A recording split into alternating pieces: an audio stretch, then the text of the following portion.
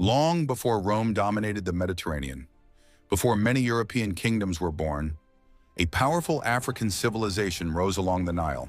South of Egypt, in the land known as Nubia, stood a kingdom of gold, iron, warrior queens, and pyramids.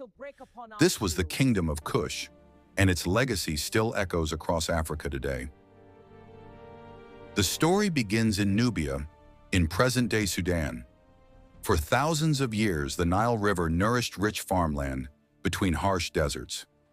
The region was blessed with gold mines, cattle wealth, ivory, incense, and trade routes linking Central Africa to the Mediterranean world. By 2500 BCE, a powerful city called Kerma had emerged. Kerma was not a tribal settlement. It was a sophisticated urban center with massive mud brick structures, organized leadership, and international trade networks. Kush traded gold, ebony, ivory, and livestock with Egypt. But this was not a one-sided relationship. At times, Kush and Egypt were rivals. At times, they were partners. And eventually, Kush would do the unthinkable. In the 8th century BCE, the balance of power shifted. A Kushite king named Paye marched north. Egypt, weakened and divided, could not resist him. Paye conquered the Nile Valley and established what historians call the 25th dynasty, the Kushite dynasty of Egypt. For nearly a century, African rulers from Kush sat on the throne of the pharaohs. One of the greatest among them was Taharqa.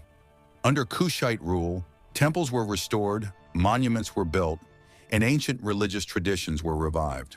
For a moment in history, the Nile Valley, from Sudan to the Mediterranean, was unified under African leadership. But empires attract enemies. The Assyrians invaded from the north, forcing the Kushite rulers to retreat back to Nubia. Yet Kush did not fall. It transformed. The Kushite capital moved south to a city called Meroe. Here, something remarkable happened. Kush reinvented itself. Meroe became one of the ancient world's great industrial centers. Iron production flourished. Trade routes expanded deeper into Africa and across the Red Sea. Merchants carried gold, ivory, and exotic goods to distant lands. The Kushites even developed their own writing system, Meroitic, which scholars are still trying to fully understand today. And in the desert sands, hundreds of pyramids rose, steeper than Egypt's pyramids, smaller but powerful. Kush built more pyramids than Egypt. Let that sink in. Kush was different from many ancient kingdoms. Here, women could rule. They were called Kandakes, powerful queens who commanded armies and negotiated with empires. One Kandake, often identified as a Amanirenas, went to war with Rome itself. When Roman forces pushed south into Nubia, Kush resisted fiercely. In the end, a peace treaty was signed, on terms favorable to Kush. Rome did not conquer them. That alone speaks volumes. By the 4th century CE, Kush began to weaken. Environmental changes affected agriculture. Trade routes shifted. New powers rose in the region, including the kingdom of Aksum. Eventually, Meroe fell, but Kush did not simply vanish. Its traditions influenced later Nubian Christian kingdoms. Its pyramids still stand. Its memory survived in the culture of the Nile Valley.